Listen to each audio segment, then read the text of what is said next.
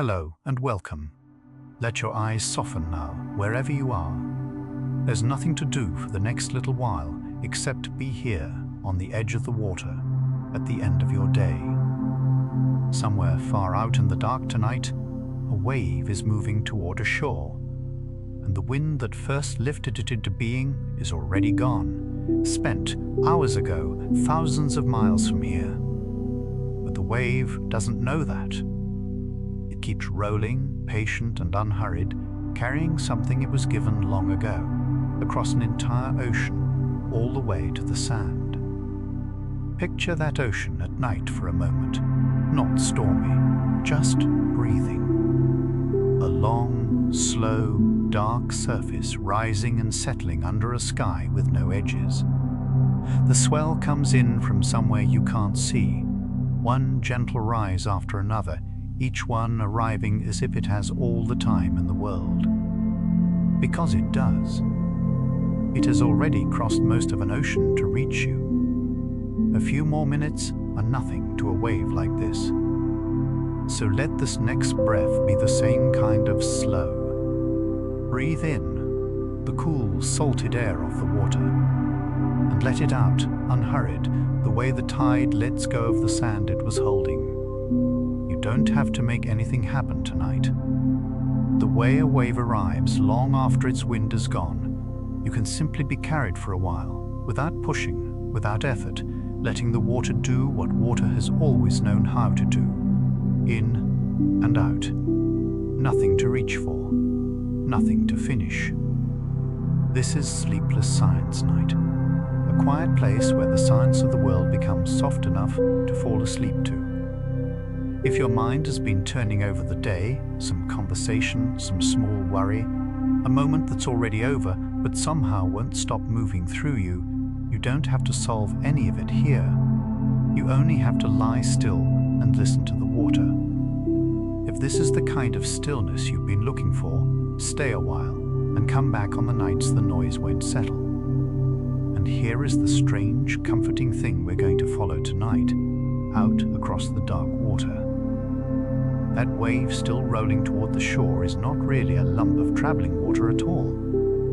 The water beneath it barely goes anywhere.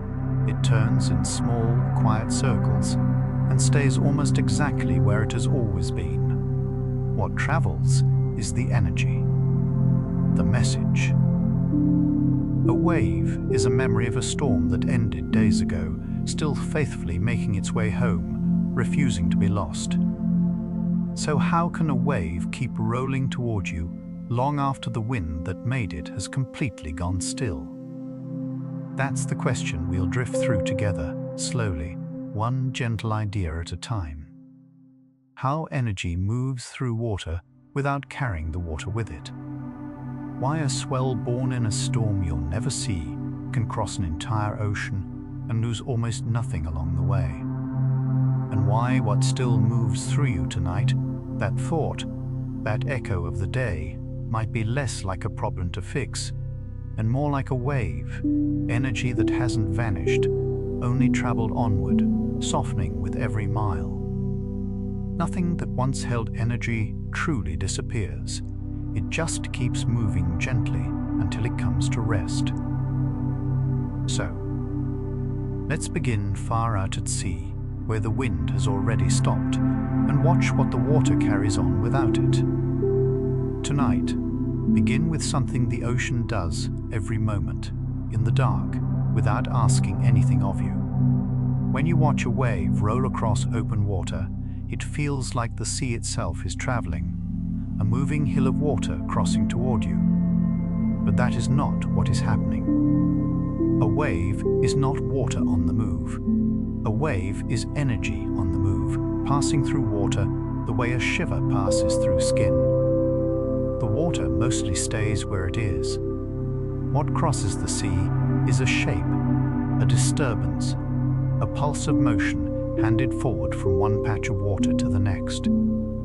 The ocean holds still while the wave keeps going. This is the quiet answer beneath tonight's question, how a wave keeps rolling toward you long after its wind is gone. The wave was never a thing that arrives, It is energy still traveling, a message from a storm already ended, carried faithfully across the water.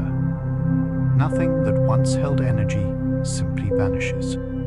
It only keeps moving gently onward, the way something in you might still be moving now, hours after the moment that stirred it has passed. Picture a single drop of water somewhere out in the open sea as a wave passes over it. You might expect that drop to be swept forward, carried along toward the shore. It is not. As the wave arrives, the drop rises and moves forward a little, then lifts to the crest, then slides back and down, tracing a small loop, and settles almost exactly where it began. The wave moves on. The drop stays home. It has done a slow, patient circle in place, like a dancer who steps and returns, never leaving the floor they started on. All across the sea, countless drops are turning these small circles, passing energy along. This is the strange and gentle heart of a wave. The energy travels, but the water does not travel with it. Think of a long rope lying across a field. Snap one end, and a wave runs the whole length of the rope to the far side, yet no piece of that rope actually journeys across the field. Each part lifts and lowers as the wave passes through, then stays put. The ocean does the same, only in 3 dimensions and far more softly. The wave you see approaching carries motion and force forward, while the water beneath simply rises, turns, and returns. The sea is a medium. The wave is what moves through it. There is a word for what a wave truly is: a disturbance that carries energy through a medium without carrying the medium itself. That sounds technical, but you already know it in your body. When someone speaks across a room, their voice reaches you as a wave through the air, yet no wind of their breath actually crosses the space to your ear. The air simply passes the vibration along, molecule to molecule. Ocean waves work the same way, in water instead of air. The medium stays. The energy moves. And once you see it this way, the whole restless surface of the sea becomes something calmer, not water rushing, but energy quietly being passed from hand to hand. Every wave has an anatomy, a set of simple parts, and naming them makes the sea easier to read. The highest point of a wave, the top of its rise, is called the crest. The lowest point, the dip between one wave and the next, is called the trough. A wave is really just this endless rhythm: crest, trough, the surface rising and falling as energy travels beneath it. When you float on a calm swell, you are lifted to the crest, then lowered into the trough, then lifted again, over and over. It is one of the oldest rocking motions on Earth, and your body seems to remember it as something like being held. Between the parts of a wave live 2 more measurements, and they shape everything a wave becomes. The wavelength is the distance from one crest to the next crest, how far apart the ridges of the sea are spaced. The height, or amplitude, is how far the water lifts from its resting level up to the crest, a measure of how tall the wave stands. A gentle swell might have crests far apart, and only a soft rise between them. The steep, wind-driven wave might crowd its crests close and pile them high. Wavelength and height together are the wave's shape and its size, the fingerprint of the energy it carries. Now add the dimension of time, and the wave begins to breathe. The period of a wave is how long it takes for 2 crests to pass a single point, the count of seconds from one lift to the next.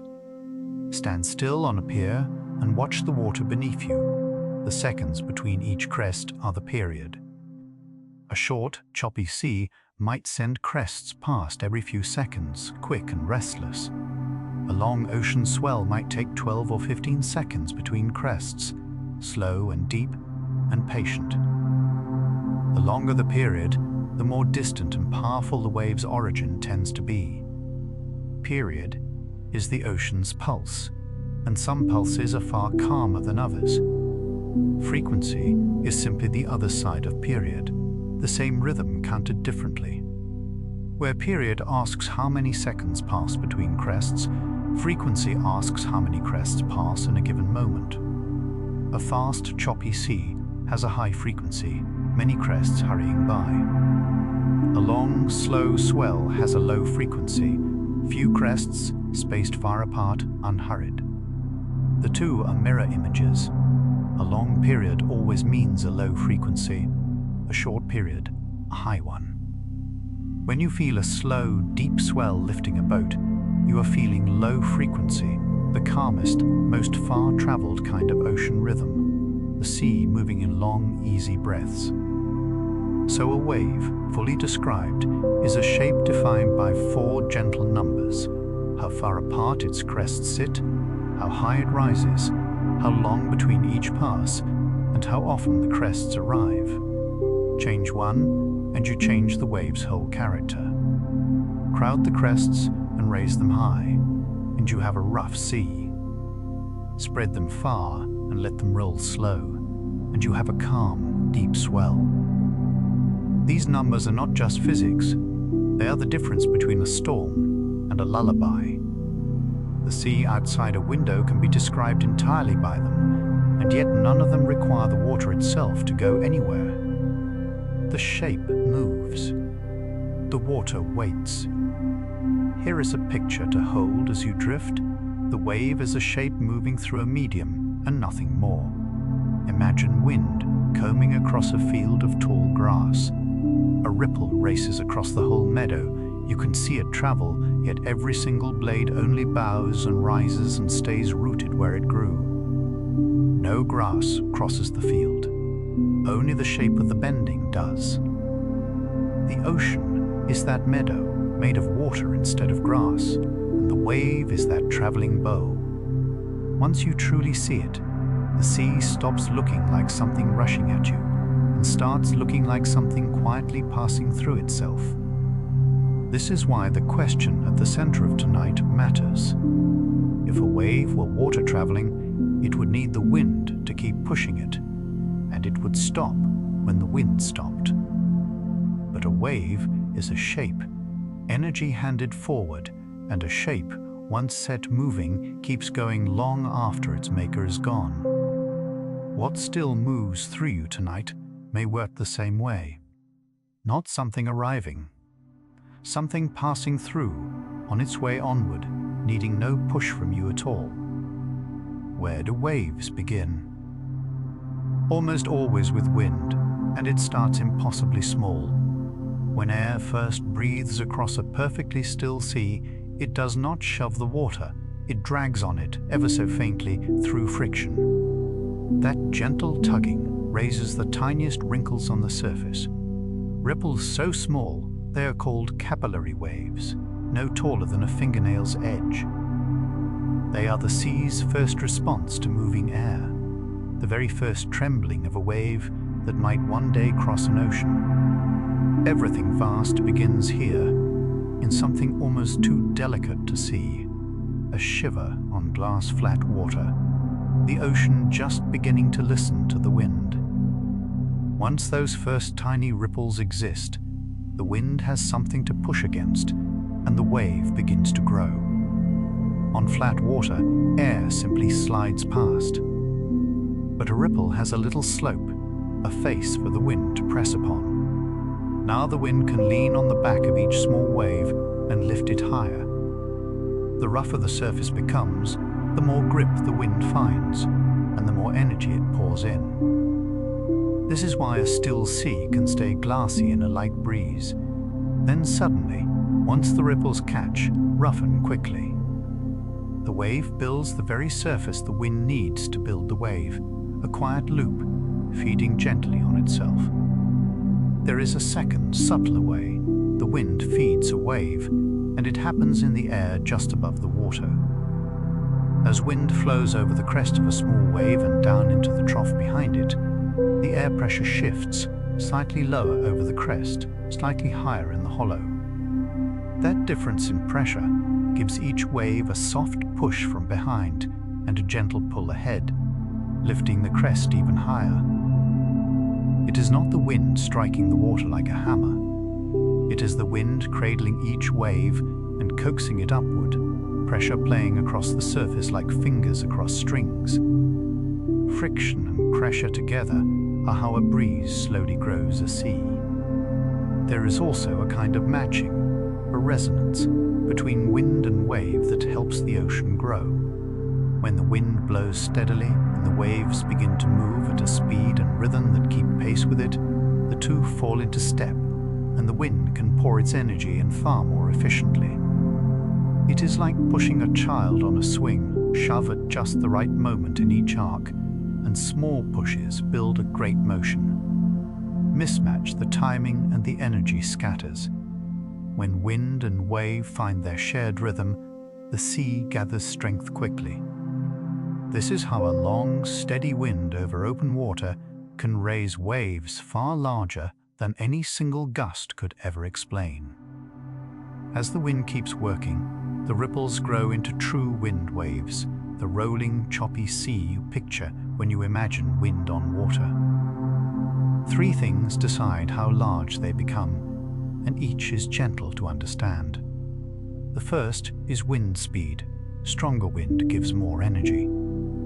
The second is duration. The longer the wind blows, the more time waves have to grow. The third is fetch, the open distance the wind travels across unbroken water. A breeze over a pond can only do so much. The same breeze over 1,000 miles of open sea builds waves of real size. Speed, time, and distance, three quiet ingredients the ocean patiently combines. Watch a cork floating on a wavy sea or a gull resting on the swell, and you will see the deepest truth of waves with your own eyes. Wave after wave rolls beneath the cork, marching steadily toward the shore, yet the cork does not travel with them. It simply bobs. Up as the crest arrives, forward a little, down into the trough, back again, tracing that same small circle, staying almost exactly in place.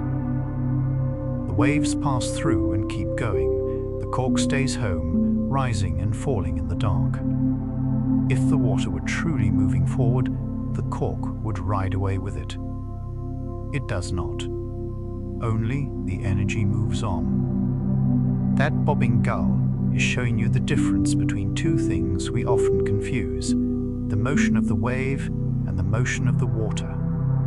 The wave's motion is forward, steady, tireless. It crosses miles. The water's motion is a small, closed loop that goes nowhere in the end. A floating bird feels only the water's loop, so it rocks gently in place, while the wave's forward motion streams invisibly past. This is why floating objects gather and scatter, but rarely rush to shore on the waves alone. The sea beneath them is turning quiet circles, lifting and lowering, while the true traveler, the energy, slips onward without them. Now follow a wave downward beneath the surface into the dark and quiet water below. Those small circles the water traces at the surface do not reach all the way to the seafloor. They shrink with depth. Just below the crest, the circles are widest. A little deeper, they are smaller. Deeper still, smaller yet, each layer of water turning a tinier loop than the one above it. The wave's motion fades gently downward, like a sound growing softer the farther you move from it. Below a certain depth, the water barely stirs at all, held in near-perfect stillness, while the surface far above rises and falls in the wind. There is a graceful rule to how quickly that motion fades. The deeper you go, the faster the circles shrink. By a depth of roughly half the wavelength, half the distance between two crests, the water's circular motion has nearly died away to nothing.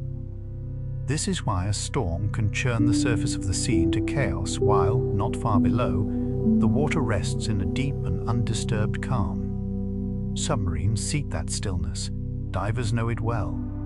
The turmoil of waves is a thin skin upon the ocean. Beneath it lies a vast, quiet body of water that the wildest surface wave can barely touch. When the water is deep enough that the wave never feels the bottom, when the seafloor lies far below that half-wavelength reach, we call it a deep water wave, and here the wave is at its purest. Its circles are complete and untouched.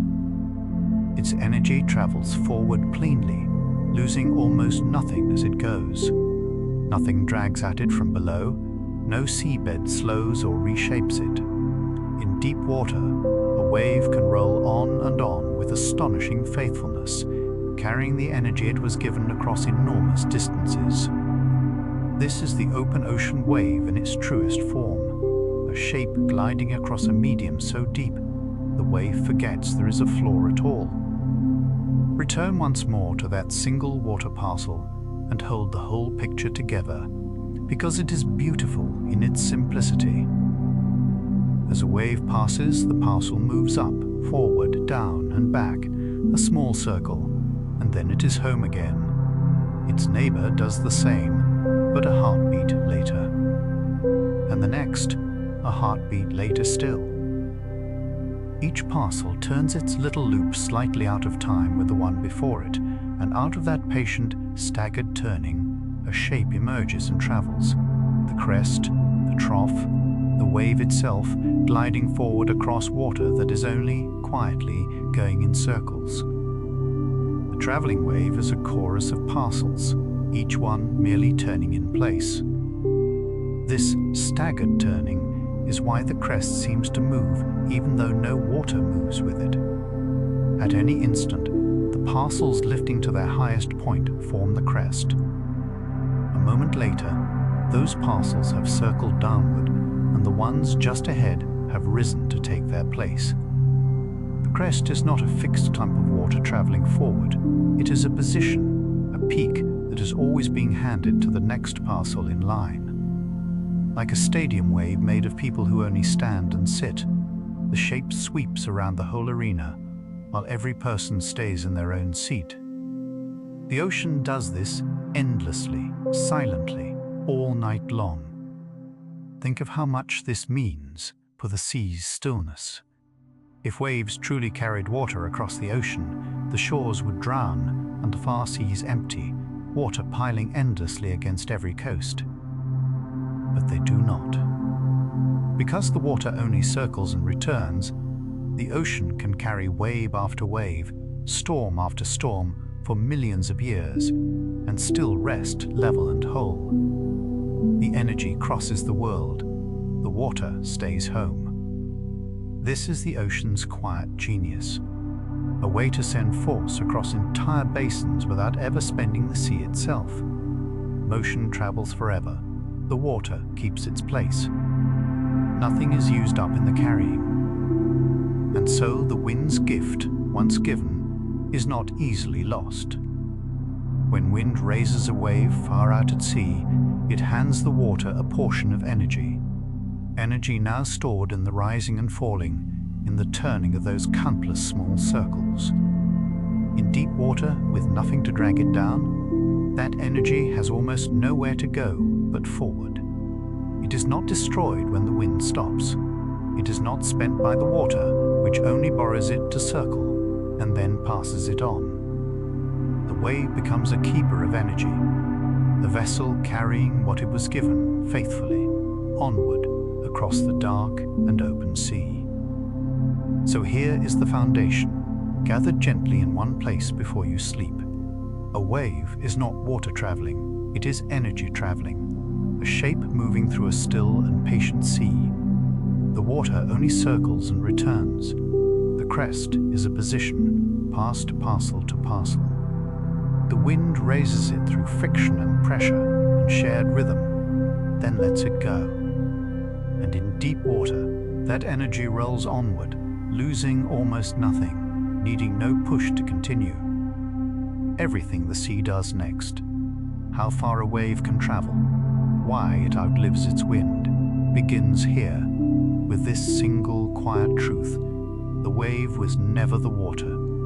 It was always the energy, still on its way. This is the answer to tonight's question, resting now in its simplest form. A wave keeps rolling toward you long after its wind is gone, because it was never water needing to be pushed. It is energy already in motion, a memory the sea carries onward and does not lose. What still moves through you tonight is like that, not something you must stop or fight, just energy passing through, on its way somewhere gentler, asking nothing of you but rest. You are a small circle of water in a wide and quiet sea, rising and returning, letting the wave pass through you without carrying you away. Feel that now, softly. Whatever moved through your day is only passing through, lifting you a little, setting you back down, moving on into the dark. You do not have to travel with it. You do not have to hold it or push it. Like the water, you only rise and return and rest exactly where you are. The energy goes onward. You stay home, held in the gentle turning, sinking a little deeper with every slow breath. If these calm ocean facts are helping the day loosen its grip, you're welcome to subscribe and settle in. This is a quiet place made for nights like this one. There's nothing more to do now. Let the next facts wash over you, slow and easy, while you drift a little further down. Rest here as long as you like. There is a quiet moment out at sea that almost no one witnesses. It is the moment the wind lets go. For hours, maybe days, the air has been pressing on the water, piling it into a rough, restless field of peaks. And then the storm moves on, or the gust simply eases and the pressure lifts. But the water does not stop. It cannot. The energy the wind poured in is still there, still moving, and now it has no one telling it what to do.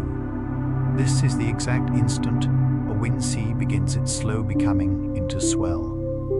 Nothing dramatic marks it. The wind simply steps back, and the waves keep going alone. While the wind is still blowing, the sea beneath it is chaos. Not the frightening kind, just the disordered kind. Waves of every size are tangled together, short, choppy ripples riding on the backs of larger swells, crests colliding and cancelling and stacking without any pattern you could name. Sailors call this a wind sea, and it looks confused because it is. Many different wavelengths, many different speeds, all born at once from the same restless air. If you tried to count the rhythm of it, you couldn't. There is no single rhythm yet. There are dozens, layered and interrupting each other, a crowd of waves all speaking over one another at the same time. Sometimes the waves don't wait for the wind to stop. Sometimes they simply outrun it. A wave, once it grows tall and long enough, can travel faster than the very wind that raised it, sliding out ahead of the weather like a runner pulling away from the pack. When that happens, the wind can no longer feed it. The wave crosses out of the storm's reach and into open, undisturbed water, carrying only what it was already given. From that point on, it lives on its inheritance alone. It is no longer being made. It is only traveling quietly and steadily away from the place that made it. So there are two ways a wave earns its freedom. Either the wind dies and leaves the waves behind, or the waves grow swift and leave the wind behind. Both endings arrive at the same place. In both, the pouring in of energy stops, and what remains is a sea full of motion that must now sort itself out.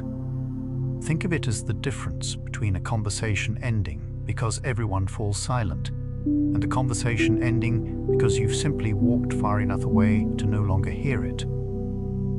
The result is the same stillness of the source. What was loud is now behind you. Only the waves themselves continue on. Here is where something beautiful begins. Out in that chaotic wind sea, the waves are all mixed together, but they are not all the same. Longer waves, the ones with more distance between their crests, travel faster across deep water. Shorter waves travel more slowly. So the moment the wind releases them, a great sorting begins. The long, fast waves start to pull ahead. The short, slow ones fall behind. Mile after mile, the tangle begins to comb itself out, the fast ones leading, the slow ones trailing, until what was a jumbled crowd stretches into an orderly line. The sea is organizing itself gently, with no hand to guide it but the simple physics of speed. Scientists have a lovely word for this untangling. They call it dispersion. It simply means that waves of different lengths travel at different speeds, so a mixture spreads itself apart over time and distance. The farther the waves travel from the storm, the more completely they separate. Near the storm, everything is still muddled together, but 1,000 miles on, the long waves have arrived far ahead of the short ones, each wavelength now traveling in its own smooth, unhurried group. Distance does the sorting. The ocean simply needs enough room and enough time, and the confusion resolves itself into something clean, all on its own. This is why Swell looks so different from the storm that made it. By the time a wave reaches a distant calm shore, it has been sorted and smoothed by hundreds of miles of travel. The choppy short waves have been left far behind. What remains is long, low, and evenly spaced, rolling in with a steady, predictable rhythm. You could set a clock by it, one crest, then a pause, then the next, arriving with the patience of something that has come a very long way. That clean, glassy procession you see on a windless day was born in violence, somewhere over the horizon. It only became gentle by traveling. Watch Swell for a while, and you'll notice it doesn't arrive one wave at a time. It comes in sets, small families of waves clustered together, a few larger ones, then a lull, then another group. Surfers know these clusters well, and wait patiently through the quiet stretches for the next set to gather. These groups aren't random. They form because waves of very similar lengths travel together, reinforcing one another in bunches while the water between them stays calmer. The ocean breathes in and out this way, gathering its energy into gentle groups, releasing it, then gathering again, in a rhythm slow enough to rock you towards sleep. Let's stay here a moment in the middle of the crossing, with the sea sorting itself out around us. If your day has felt like that wind sea, everything happening at once, too many things overlapping to make sense of, notice that you don't have to untangle any of it by force. The ocean doesn't. It simply keeps moving, and the sorting happens on its own, given a little distance and a little time. So let's take one slow breath together here, in the quiet part of the water. Breathe in the calm of the open sea and let the breath out long and unhurried, the way a swell rolls in with nowhere it needs to be. There is nothing to solve tonight. Let's just keep drifting forward and let the rest settle by itself. There is a subtle thing happening inside every group of waves that even careful watchers miss. The waves themselves, the individual crests, move faster than the group they belong to. Watch one crest closely, and you'll see it rise at the back of a set, roll forward through the group, reach the front, and quietly vanish, while a new crest is born at the back to take its place. The crests pass through the group like people walking forward through a slow-moving crowd. Crowd drifts one way, gently.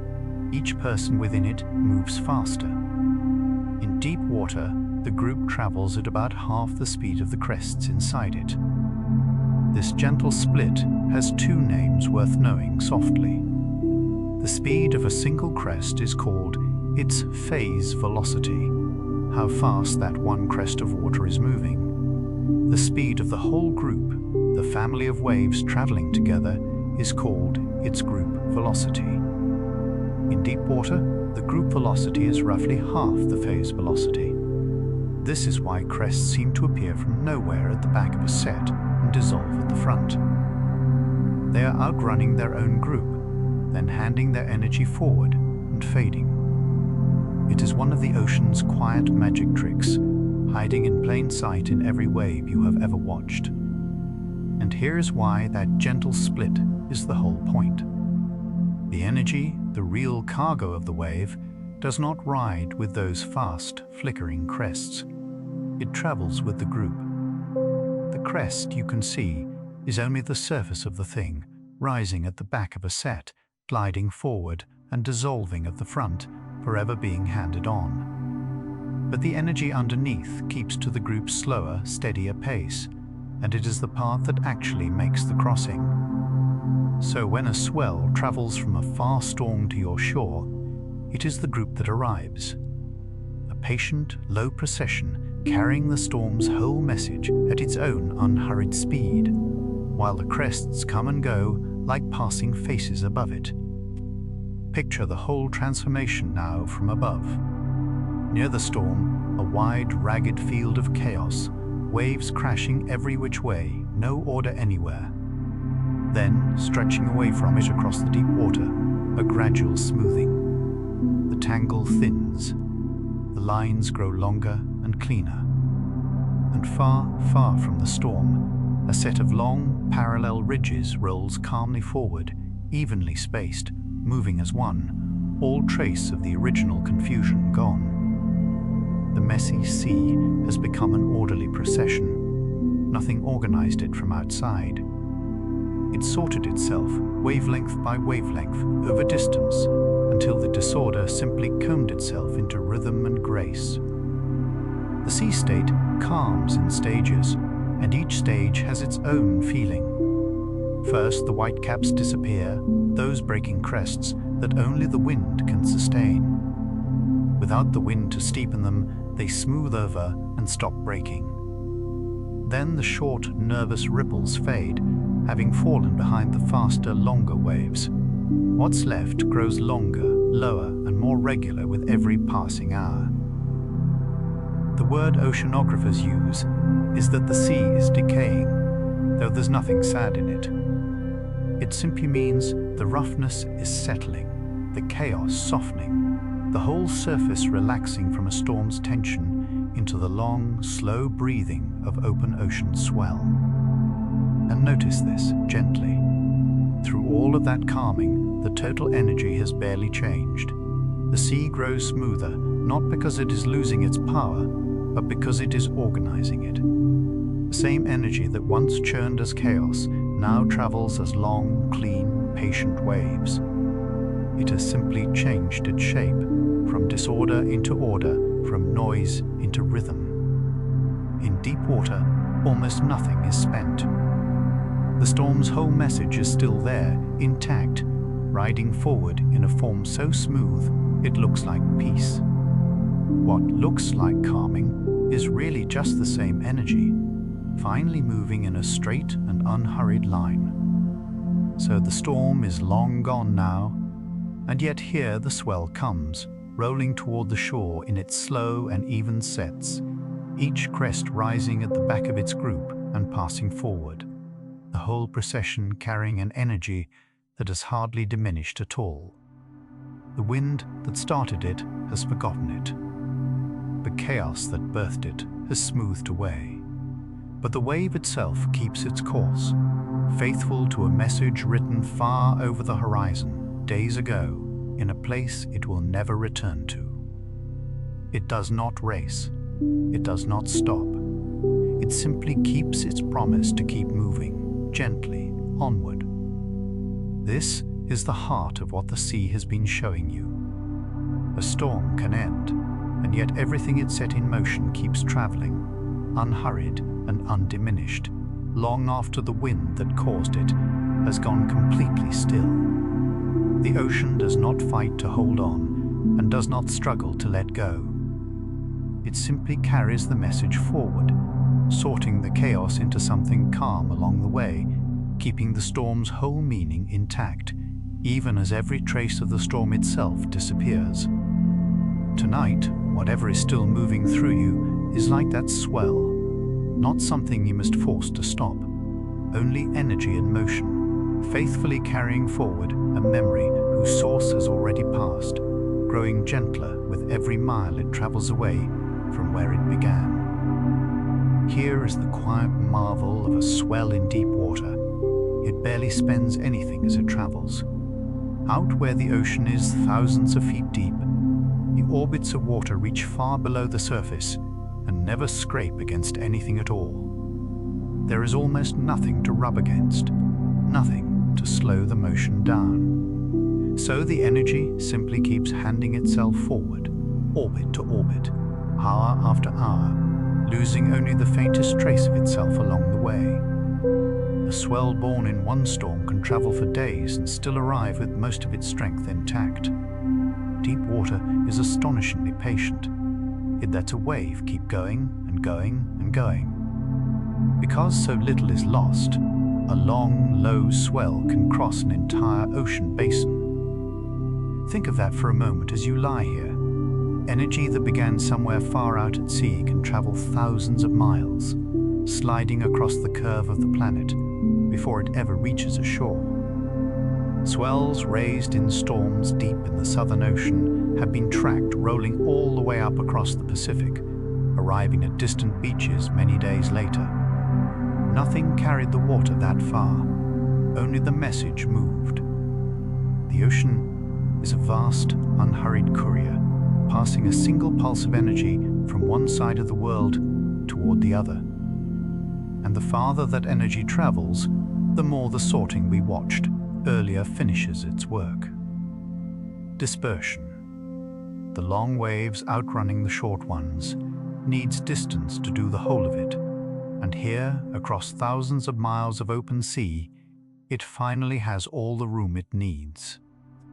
Near the storm, the wavelengths were still muddled together, but out here, mile after mile, they draw fully apart, the longest swells arriving far in the lead, the shorter ones strung out patiently behind.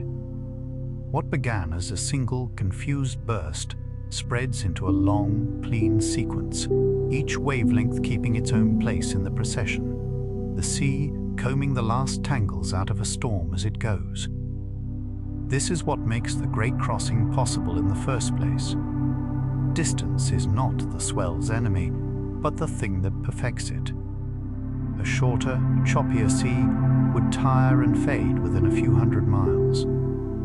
But the long swell is built for the journey, losing almost nothing to friction, sorted cleaner by every mile it travels, arriving smoother than it set out.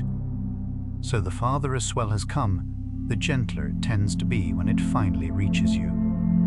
The steep, short-tempered water near the storm becomes, across an ocean, a low and even procession. It is not worn down by the distance. It is refined by it, turned from turmoil into a lullaby. The paths these swells take across the globe are the straightest lines the round Earth allows, great circles they are called. On a sphere, the shortest way between 2 points curves gently, and long-period swell tends to follow just such an arc, bending across the face of the planet toward a distant shore.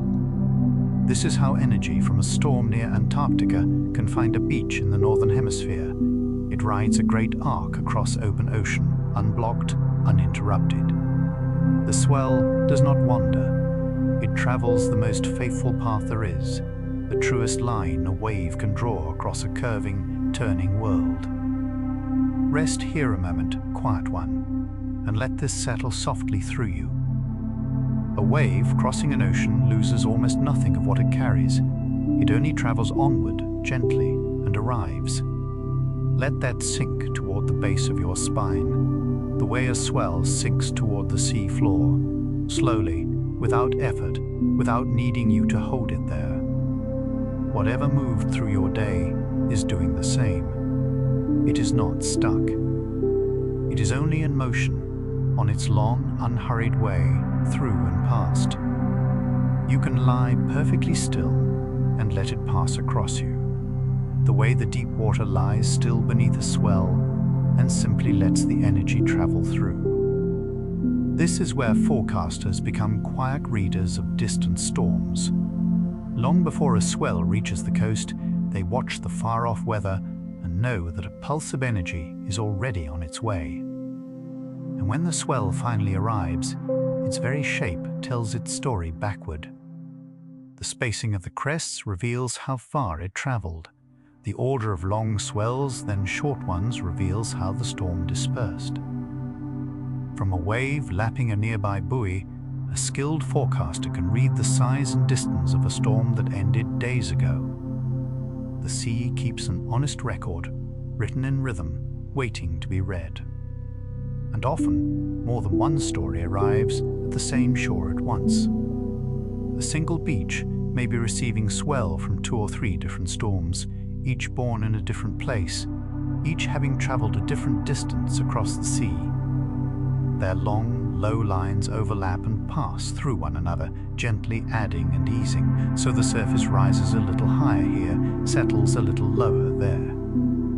What looks like one simple set of waves is really several distant messages laid quietly on top of each other.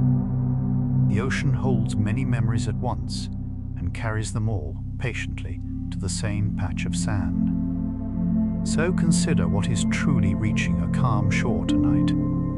The wave rolling in was not made here and not made now. It began as wind pressing on water somewhere far out at sea, perhaps days ago, in a storm that has long since blown itself out and vanished. The wind is gone. The storm is over. And still the swell arrives, smoothed by distance, sorted by dispersion, carried faithfully across a great arc of ocean to touch this quiet stretch of coast. What breaks softly at your feet is the last gentle word of a weather that no longer exists. There is a deep kindness in this if you let yourself feel it. The ocean does not lose the energy it is given. It does not force it to stop, and it does not let it disappear. It simply carries it patiently, faithfully, across whatever distance the journey requires, until it arrives somewhere quieter and finally lays it down. The storm ended long ago and far away, yet its motion is still traveling, still being honored, still gently completing itself here in the calm. Nothing that once held energy is ever truly gone. It is only somewhere along its way, moving softly onward, coming at last to rest. Across this whole stretch, one truth has been rising quietly, wave after wave. The ocean is faithfully carrying a memory across enormous distance, losing almost none of it, refusing to let it simply vanish. The swell is a storm's energy still on its way, days after the wind fell still, arriving smoothed and gentled by the miles it crossed. And so the thing that still moves through you tonight, the day already over, the words already said, is not something you must chase down and stop. It is memory in motion, being carried faithfully onward, traveling toward its own quiet shore. Like the sea, you can hold it gently and simply let it arrive and rest. Think about what a wave actually is deep down. It is not a thing at all. It is energy wearing water like a costume, borrowing it for a moment and then handing it back. The water lifts, circles, and settles almost exactly where it began, while the energy moves on to borrow the next patch of sea. Nothing is truly carried away with the swell. What travels toward your shore tonight is not the ocean itself, but a shape moving through it, unbroken, faithfully passed from one still parcel of water to the next. Here is the gentlest law the ocean obeys. Energy is never simply lost. It cannot blink out of existence or fall silent into nothing. It can only change its form or move somewhere else. When the wind first pushed against the sea, its energy did not disappear into the water. It was received, held, and set traveling as a wave. And a wave, in turn, does not end when it fades from one place.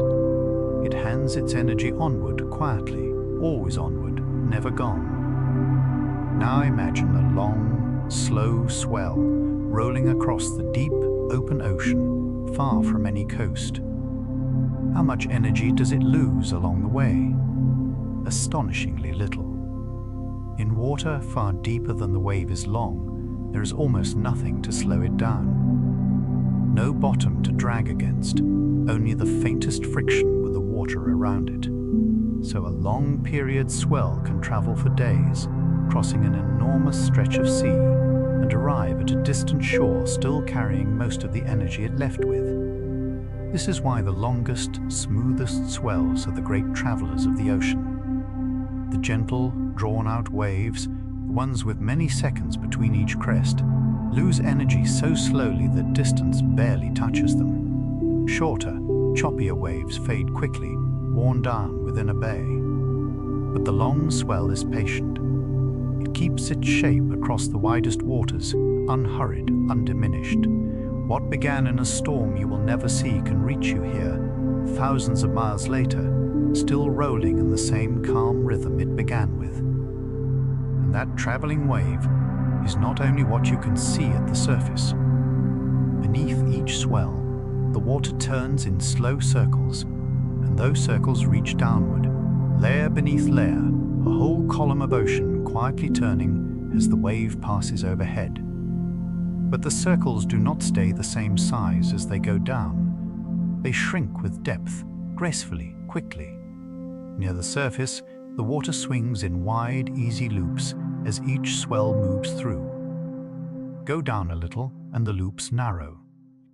Go a little deeper still, and they narrow further, each one smaller than the last, until the wave you feel so clearly at the top becomes the faintest stir far below, and the water there hardly notices the swell has passed at all. Motion at the surface, stillness in the deep, the two woven quietly together in the same body of water. There is a soft comfort in that arithmetic of depth. Whatever is happening on the surface, however the swell rises and rolls, the deep water beneath stays almost perfectly calm.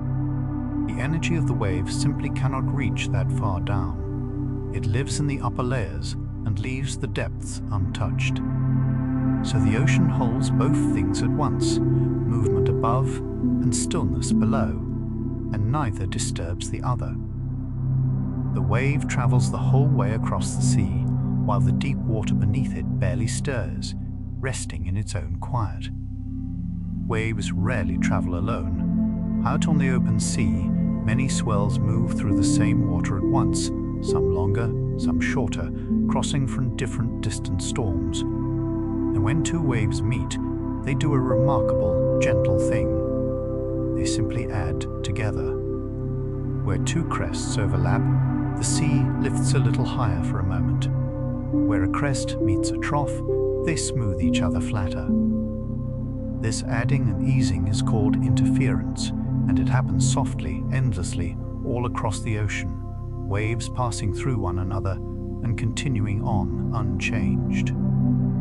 When crests line up with crests, the waters reinforce each other, and the swell rises taller than either wave alone. This is constructive interference, energy briefly gathering in the same place at the same moment. And when a crest meets a trough, the two nearly cancel, and the surface grows calm and flat.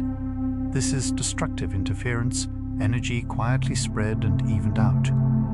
Neither wave is harmed in the meeting. They lift together, they smooth together, and then they slide apart and travel on, each carrying its own energy exactly as before, undamaged.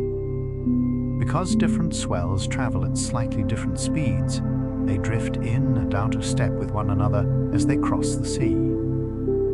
For a while their crests align and the waves grow tall together. Then they fall out of step and the water settles. This slow rhythm gives rise to wave groups, sets of larger waves followed by calmer, smaller ones, arriving in gentle waves of waves. It is why the sea seems to breathe in sets of the shore, a few bigger swells, then a lull, then a few more, over and over. That is the secret behind the old saying, that every seventh wave is the largest. It is not magic, and it is not exactly 7. It is simply the rhythm of wave groups, the patient overlapping of swells falling in and out of step. The bigger waves cluster together in sets, then ease into a quiet spell before the next set gathers. The ocean is not counting. It is only carrying many rhythms at once, and where those rhythms briefly agree, a taller wave rises, and where they disagree, the water rests. And on very rare occasions, this gentle adding reaches an extreme. When many waves happen to align just so, all their crests stacking in the same small patch of sea at the same instant, the energy piles up far higher than usual. For a moment, a single wave stands far above its neighbors. Sailors call these rogue waves. They are not a different kind of wave at all, only an unlikely coincidence of ordinary ones, a brief and improbable gathering of energy that rises, crests, and then disperses back into the calm from which it came. What makes a rogue wave so fleeting is the very thing that made it. The waves that stack to build it are all moving at their own speeds, so they cannot stay aligned. Almost as soon as they gather, they begin to drift apart again, and the towering crest sinks back into the ordinary swell. The energy was never created and never destroyed in that moment. It was only borrowed, briefly concentrated by chance, and then loaned back out to the sea, spreading once more into the many quiet waves that lent it. The sea is also always in a soft conversation with the sky above it. Where wind blows across the water, energy passes gently from the moving air into the moving wave. And where the swell runs on ahead of the wind, the exchange can quietly reverse, the wave giving a little energy back to the air as the faintest breath at its crest. Nothing is spent and nothing is wasted. Energy simply moves back and forth between the sea and the atmosphere, trading hands along the boundary where water meets sky. The very smallest waves belong to a different, delicate family. Where a breath of wind first ruffles a glassy sea, it raises tiny ripples no wider than a fingertip. These are capillary waves, held together not by gravity, but by the thin, elastic skin of the water's surface tension. They tremble and fade in an instant. The larger swells, the ones that roll for miles, are gravity waves, shaped and pulled by the steady hand of gravity itself. Two families of wave, the tiny and the vast, sharing the same quiet sea. It is worth pausing on how ordinary all of this really is. The same principle that moves a swell across an ocean moves far more than water.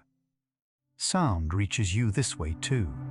Energy traveling through the air as a wave, while the air itself barely goes anywhere, only trembling in place and passing the motion along. The medium stays, the energy travels. The ocean is simply showing you, in slow and visible form, a rule the whole world quietly obeys, everywhere, all the time, in water and in air alike. What all of this keeps quietly describing is a single, steady truth wearing many costumes. Water that stays while energy travels, waves that add and ease and never harm one another, storms whose energy still arrives days later, thousands of miles from where it began. The ocean is not really about the water at all. It is about what moves through the water and how faithfully that something is carried and how little of it is ever truly lost. That is the idea this hour keeps returning to, gently from every side. Even light carries energy across space this way, in its own kind of wave, traveling unimaginable distances, while whatever it passes through is barely disturbed at all. You need not follow the physics of it. Simply notice the pattern, the same soft shape appearing again and again.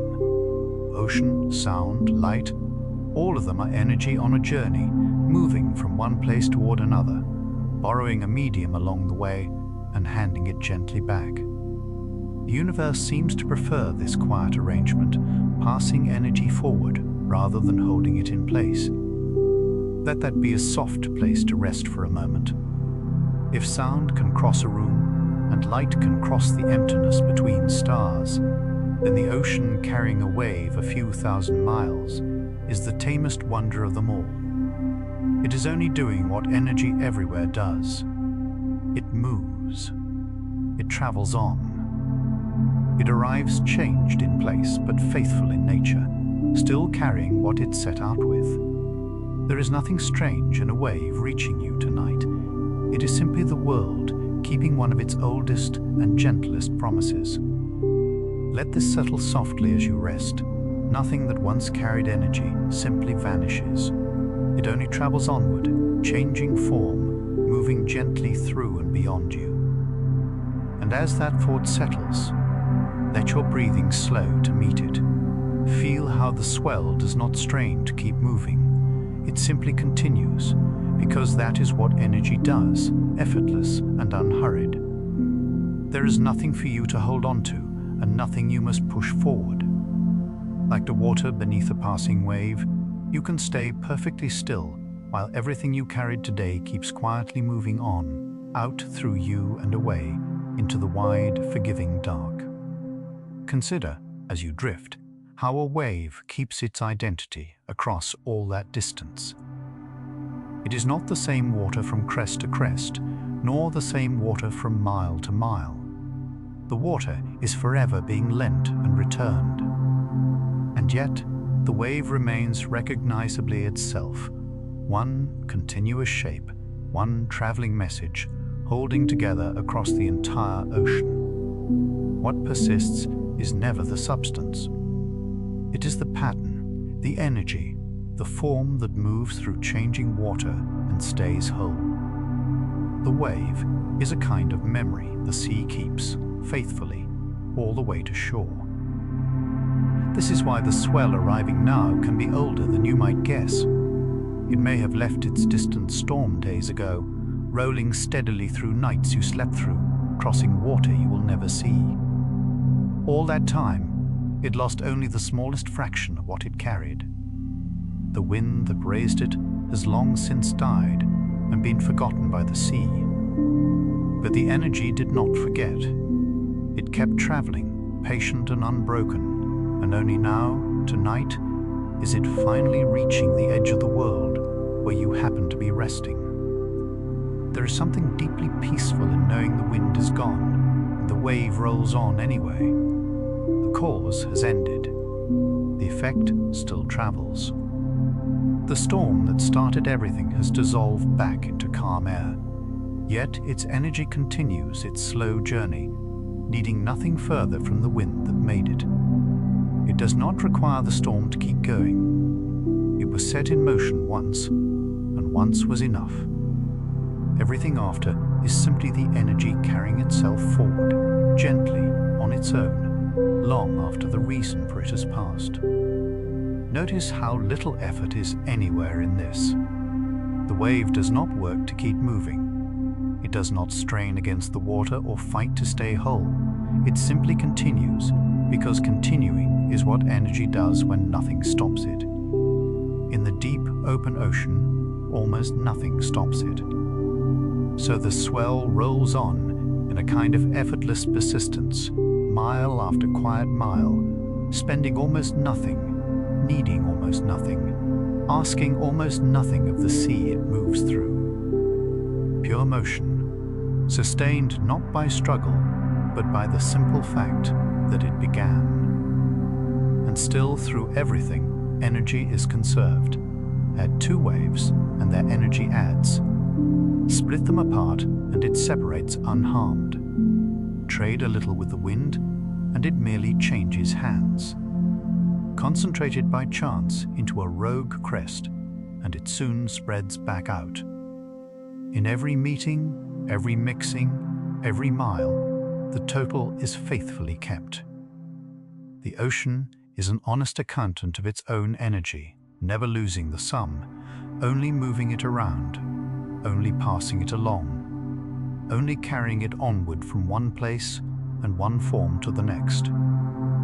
So when you feel a swell reach the shore, you are witnessing the far end of a long, unbroken chain.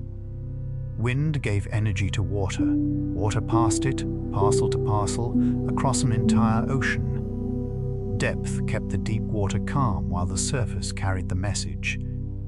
Waves met and parted and kept their promises. And now, at last, that energy arrives here at the edge, in front of you, having traveled so far and lost so little, still moving in the same gentle rhythm it was given at the very beginning. Here, then, is the calm truth. The whole ocean has been quietly teaching. Energy does not vanish. It cannot. It only travels onward, from wind to wave, from wave to wave, from the sea to the shore, changing its form and its place, but never its total. Everything that once held energy simply passes it forward, faithfully, unbroken, into whatever comes next. The wave reaching you now is proof of the gentlest law there is. What began far away has not ended. It has only kept moving, and it moves still, unbroken, here. For its whole long journey, the Swell moved through open, deep water, where the circling orbits of each wave turned freely, far above a seafloor too distant to matter. But now, the water beneath it is growing shallow. The seabed rises slowly toward the light, and for the first time, the wave begins to sense something below.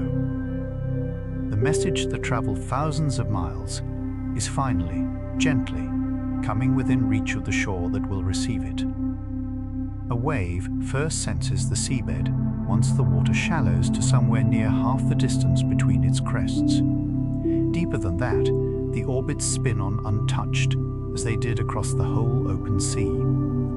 But as the floor rises into their reach, the lowest circles begin to brush the ground and can no longer close their turn. So the swell does not arrive in one moment. It arrives as the sea slowly thins, and the wave, for the first time in thousands of miles, remembers there is a bottom beneath the water at all. As those deep orbits meet the seabed, they can no longer be perfect circles. Pressed by the floor, they flatten into long, slow ellipses, and the water near the bottom begins to slide gently back and forth instead of turning. You have felt this yourself, standing in the shallows, the soft tug and release around your ankles. That is the orbit, open flat by the shore, still carrying the storm's old message forward. Once a wave touches bottom, it begins to slow. The shallower the water, the more the wave is held back, and the front of the swell, reaching the shallows first, slows before the parts still behind it in deeper water. The wave cannot travel as freely as it did across the open sea.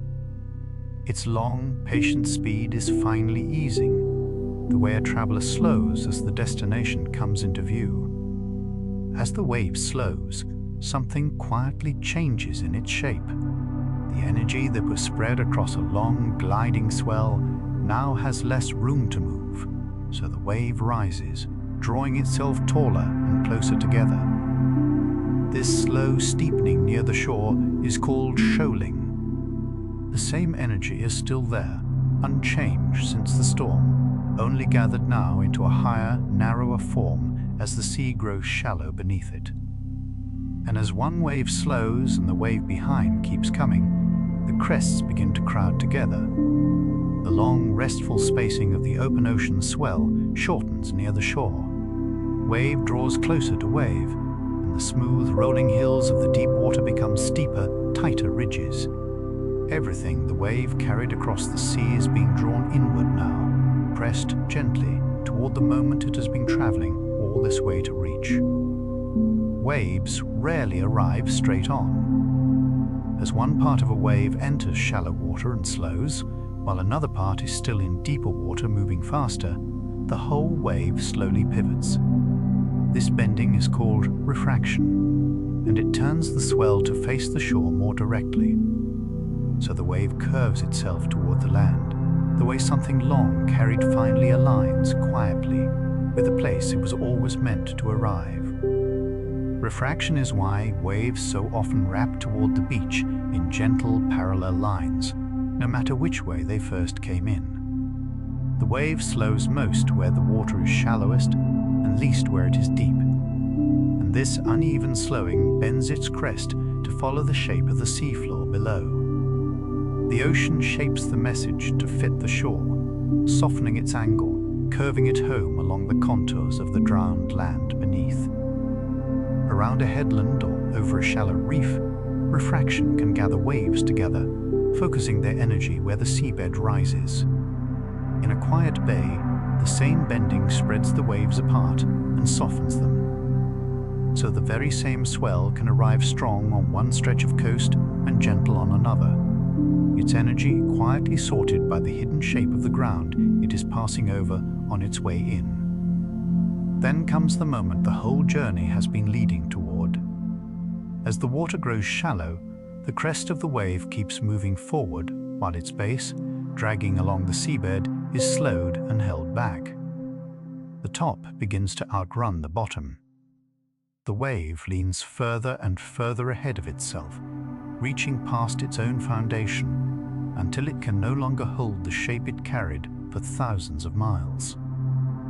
This is why a wave finally breaks. Not because it strikes the shore, but because its crest outruns its own base and topples forward over the ground that slowed it. The energy that crossed an entire ocean, held so patiently within those turning orbits, is at last released, tumbling into white foam and spilling sound. The message the storm sent has arrived, and here in the shallows, it gently comes undone. How a wave breaks depends on how quickly the seabed rises to meet it. Over a long, gently sloping beach, the wave spills. Its crest crumbles softly down the front face, releasing its energy little by little in a slow, foaming cascade. This is the gentlest breaking of all, a wave that lets go slowly, giving up what it carried in a long, quiet, unhurried tumble toward the sand. Where the seabed rises more steeply, the wave plunges. Its crest curls forward over the hollow beneath and falls all at once, the whole shape folding into itself in a single arc. This is the curling wave you picture when you imagine the sea, releasing its long-carried energy in one graceful, sudden fall, before dissolving into rushing white water sliding up the shore. And where the shore is steepest of all, the wave barely breaks at all. It surges. The water simply rises up the slope and slides back down, releasing its energy so smoothly that there is almost no foam, only a swelling and a sighing at the water's edge. The same energy, the same long journey, ending 3 different ways, each one a slightly different manner of letting go. So a wave is not a wall of water hurled at the land. It is energy that traveled while the water stayed near home, rising, bending, and finally releasing everything it carried at the shore. This is the thread the whole night has followed. The wind stopped days ago, yet the wave rolled on, faithful to the energy inside it, arriving now only to soften and set that long-held message gently down. After a wave breaks, its water does not simply retreat. Some of it piles gently against the shore, lifting the sea's edge slightly higher, a soft mounding called wave setup. The broken wave, having given up its rolling motion, becomes a thin, advancing sheet of water climbing the slope. What was once a tall, traveling swell is now only a low, quiet flooding, still moving, but barely, up the waiting sand. That thin sheet of water sliding up the beach is called the run-up. It is the very last of the wave, the final reach of everything. The storm set moving so long ago and so far away. It climbs the sand as far as its fading energy will carry it, slows, stops for the briefest moment, and then, with nothing left to push it, begins its soft slide back toward the sea. Listen, near the top of the run-up, to the faint hiss as the thin sheet of water spreads across the sand. That soft sound is the last of the wave's energy, released into countless tiny bubbles and the gentle friction of water meeting grain. An ocean of motion ending in a whisper. The storm's enormous voice carried all this way, arriving at last as the quietest sound the sea can make. Then the water sinks into the sand and slides back, and the shore is smooth again, waiting. The energy that crossed the open ocean is gone now, not destroyed, only passed on, spread into warmth, into sound, into the faint rearranging of countless grains. Nothing was lost along the way. It simply changed its form again and again, until it became too gentle for the sea to hold and let go. And beneath all these waves moves a slower rhythm still.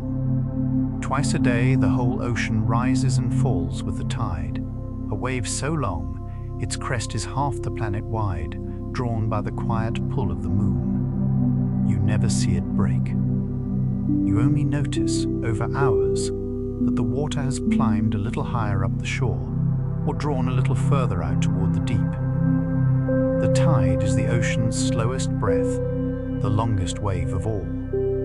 Where the swell you followed tonight measured its rhythm in seconds, the tide measures its own in hours, rising and falling with a patience beyond anything the wind could make. Even the great restless sea has these long, calm pulses, unhurried and sure, keeping their slow time whether anyone is watching or not, night after night after night. Longer still are the ocean's rarest, gentlest motions, swells so long and so low they pass beneath notice, the sea breathing over minutes rather than seconds. These are the slowest ripples the water carries, so soft and so drawn out that they feel less like waves than like the ocean simply settling. The faster the world grows, the quieter these become, until they are almost only stillness moving, barely through the deep. So the sea holds every rhythm at once, the quick lapping at the shore, the long swell from a far-off storm, the slow turning of the tide, all of them moving through the same patient water. And every one of them, fast or slow, is only energy traveling onward, passing gently from one form into another, never truly stopping, never truly gone, only softening, always toward some quiet, distant shore. Somewhere, far out in the dark, another swell is crossing the open water right now, carrying the memory of a wind that has already fallen still. It does not hurry. It does not need to arrive tonight. It simply rolls on, faithful and unbothered, in no rush at all, doing the only thing energy ever does, which is to keep moving, softly, onward through the wide and sleeping sea. And so the wave that reaches you outlives the wind that made it, because energy only travels onward and never truly vanishes. What still moves through you tonight is only that, memory in motion, carried faithfully forward from a moment that has already passed. You do not have to make it stop. Like the swell, it is simply on its way, and it too will find its shore and gently, quietly let itself down. Think back over everything the water has done tonight. A wind rose somewhere far away and pressed the sea into motion, and then the wind fell silent, days ago, thousands of miles from here. But the energy it left behind did not stop. It gathered itself into a long, smooth swell and set out across the open ocean, losing almost nothing, sorting itself by patience, crossing an entire basin faithfully in no hurry at all. And when it finally reached the shallows, it did not crash or fight. It slowed and rose and bent toward the shore and released everything it had carried into a thin sheet of water and the softest hiss on the sand. Nothing about that long journey was lost. The energy only changed its shape, again and again, until it was gentle enough to set down. wave outlived its wind, not by holding on, but by simply continuing until it arrived and let go. The Bedtime Science, Earth and Nature playlist has been following the quiet physics of the world, the slow, patient motions the Earth makes, whether or not anyone is watching. The next video carries this further into another one of nature's unhurried rhythms. That video is waiting whenever you are ready, on some other night when you need somewhere calm to rest your mind. Somewhere out in the dark water, a swell is still rolling gently toward a shore. It hasn't reached yet, and there is nothing it needs to do but keep drifting softly on. Let your breath find that same unhurried pace, the slow rise and the slower fall, the rhythm the sea keeps when no one is asking anything of it. Let the small motions of your day become like that far swell now, still moving, but softly, no longer needing you to hold them, carried onward on their own toward some quiet, distant shore. Whatever is still turning through you tonight does not have to stop. It is only energy on its way, drifting slowly outward, growing gentler and lower with every passing minute, the way a wave grows gentle as it nears the sand. If your eyes have already closed, there is nothing out there worth opening them for. Let the tide of your own breathing carry you the rest of the way down. Rest well, quiet one. What still moves through you is only memory, drifting home, and it knows the way without you, where the wind falls quiet and the water carries you the rest of the way to sleep. Good night.